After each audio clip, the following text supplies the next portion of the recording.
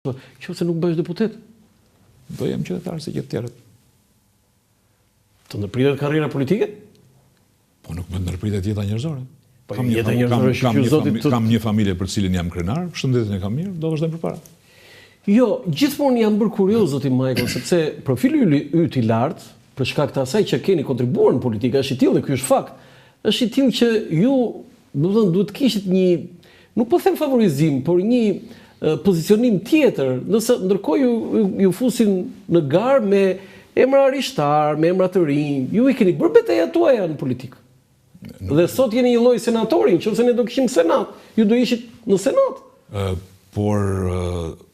Mendoj se lista e sigurt do të më vendoste në pozitë më të vështirë, se sa lista e hapur. Vërtet? Jemi sigurt, kam pasur një lloj dyzimi për sa I përket përfshirjes në fushat elektorale, lidhur me faktin se Edi Rama do deklaroi se do të ishte në listë hapur. Dhe I kam thënë që nëse ti je në listë hapur, për mua do të jetë e çuditshme që unë të futem në zgjedhje dhe të konkurroj me ty. Dhe mendoj se deri në atë pikë kam qenë I dyzuar për të hyrë ose jo në fushat elektorale. Në momentin që ai deklaroi se do të jetë në listën e mbyllur, I kam çuar tekst mesazhi rregullat e lojës. Se nëse ai do ishte në listë hapur, nuk do bëri dorëheqje nga politika? Mendoj se mua nuk më shkonte të shkoja në fushat elektorale përballë ti. Për shumë arsye. Ju jeni 58 vjeç. Dhe thoni ne të vjetrit, unë I vjetri PS-s. Po nuk jeni I vjetër? Jam deputeti më I vjetër.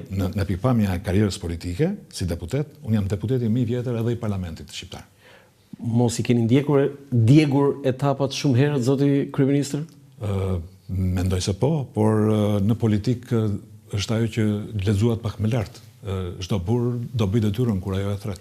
Keni qenë kryeministër 30 vjeç, 10 muaj e 17 ditë. Për ata që na ndjekin dhe se din, zoti Michael, që kam kënaqësinë ta kem përpara. 30 vjeç, 10 muaj, 17 ditë kryeministri I Shqipërisë. I katërti në radhë për nga mosha më e re, pas Amezogut, Kostaq Kotës dhe Ilir Metës. Nuk është ashtu, po Rama është 61. Jo, përsa I përket periudhës mujore, por megjithatë mbase jeni më të saktë, ka një problem përsa I përket matjes punës së kryeministrave sidomos. Nuk është ajo periudha lineare. Në atë periudhë që flisni ju, është fituar referendumi për kushtetutën e vitit 98, mbetet sipas meje një nga kushtetutat më moderne që ka pasur shteti shqiptar, dhe ka ndodhur lufta e Kosovës.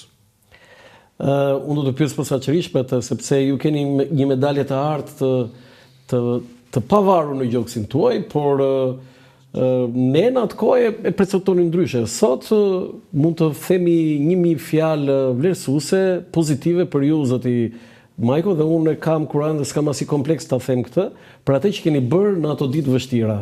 Por, në muzeun John Kennedy and Library në Massachusetts, është një thënie, unë kam pasur fatin ta shikoj, ta vizitoj atë muze, e shkruar në ato muret me harqe atje. Një njeri mund të vdes, një kohë mund të shuhet, por një ide nuk vdes kurrë. Ju vetëm e keni pasur për zëmër këtë citat, por e keni pasur moto të jetës tuaje. Tani në këto momente na e zbërthej pak, si e përshtasni ju këtë thënien e presidentit ndoshta më të mirë që ka pasur Shtetet Bashkuara të Amerikës? Unë I kam pëlqyer Kennedyt, pustin e tij kam në tavolinën time të punës, po I kam pëlqyer më shumë një shprehje tjetër. Mos pyet, shpreha. Mos pyet, çfarë bën vendi yt për ty. Pyet, çfarë ti bën për vendin tënd. E pas e ndryshuar se kur ishe kryeminist thoshte këtë.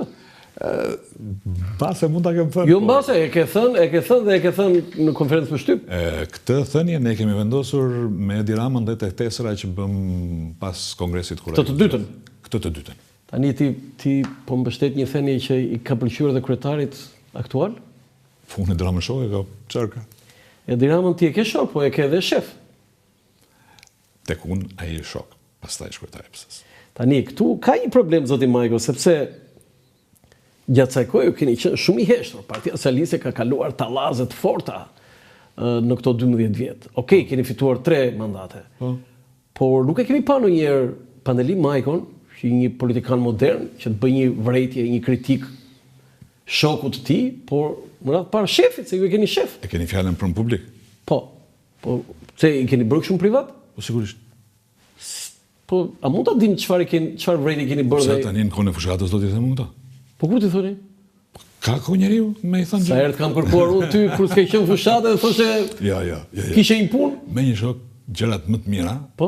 dhe mund t'i thuash në publik. Gjërat që ke në kundërshtim, duhet t'i thuash pak edhe jashtë një logjike të caktuar publike. Dhe në fund fare, Po? një mik është mik i mirë, se nuk të duron vetëm cilësitë e mira që ke, të duron edhe ato që ti konsideron të meta.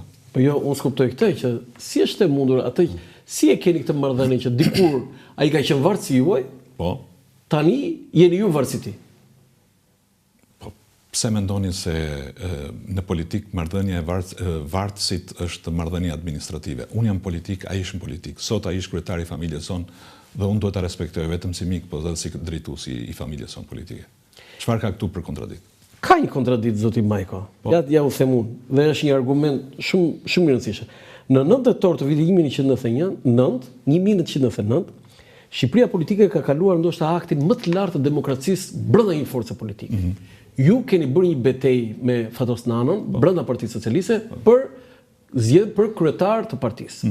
Dhe keni humbur vetëm me 34 vota. Ata që e kanë harruar, po ja u kujtoj. Ata që se din, dëgjoni me vëmendje. Pandeli Majko konkuroi me kryetarin, në ato momente si ishte kryetari, kishte ndërheqjen, për kryetarin e partisë dhe humbi me 34 vota. Kjo është shenja më e lartë e demokracisë brenda një partisë në këto 35 vjet. Në Partinë Socialiste tani nuk ndodh asgjë, zoti Majko. Në ç'kuptim? Po kuptimin e demokracisë, domethënë, s'ka zgjedhje, s'ka garë në forume, s'ka, aty thot në një mbledhje ose në një deklaratë e hapur që Pandeli Majko do jetë ministër dhe ti e merr vesh aty. Shikoni. Në politik, shpesh gjërat nuk maten me matësin e jetës zakonshme njerëzore.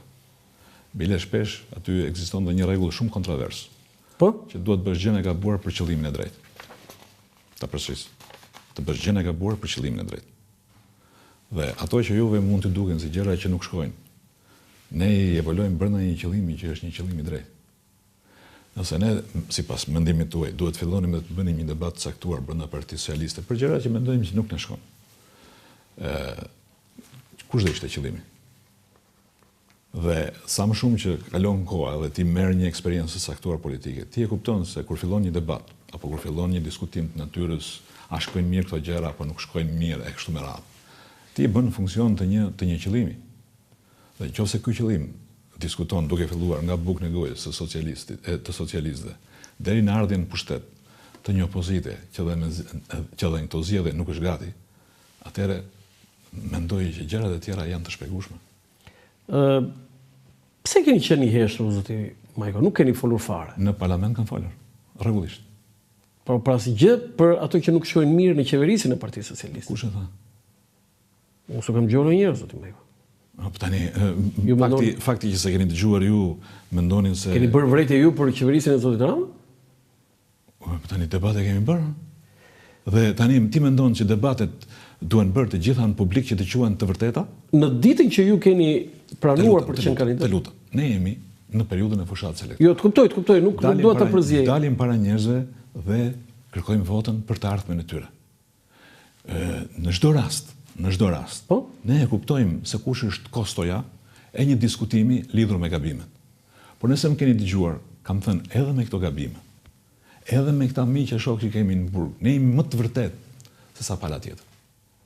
Po mjafton kjo? Marrëdhënia me të vërtetën është shumë e rëndësishme, edhe kur janë gabim. Ditën që ju pranuat për të qenë kandidat, atë momenti që ju thatë, një madje thotë unë jam votuese Partisë Socialiste, ka shkruar te faqja juaj dhe më erdhi shumë mirë që ju nuk e keni fshirë.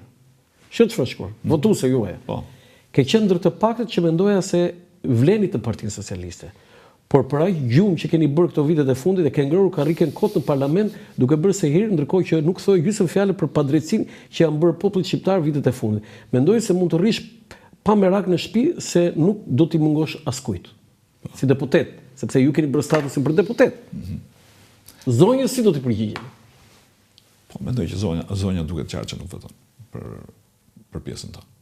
Po mira, është e lirë të thotë. Patjetër. Mund mos votoj. Edhe unë s'e kam hequr atë, s'e kam fshirë. Jo, se ke fshi pra, është bravo se ke parasysh si funksionojnë të tjerë. Në rregull, kjo është opinioni i saj. Gjatë gjithë kësaj periudhe unë kam qenë drejtues politik në qarkun e Kukësit. Ju e dini që unë qëndrova rreth 5-6 muaj në shtëpi dhe nuk vura ulërimën për faktin se mbeta jashtë parlamentit. Në zgjedhjet 2021 unë kam marrë 8800 vota. Dhe nuk hyra në parlament jo për shkak të votave, por për shkak të renditjes, ishte 19. Ata që ishin përpara meje kishin 1/3 gjysmën ose më pak vota se sa unë. Zoti Berisha ka marrë 6000 vota në zgjedhjet 2021. Dhe kështu me radhë. Në të gjitha këto, po ju them se më pyetet, si e mendon po humbeve, të njëjtën gjë. Tani, si të thuash, kam fituar një eksperiencë çdo të thotë të shkosh në shtëpi edhe për arsye që nuk varen aty.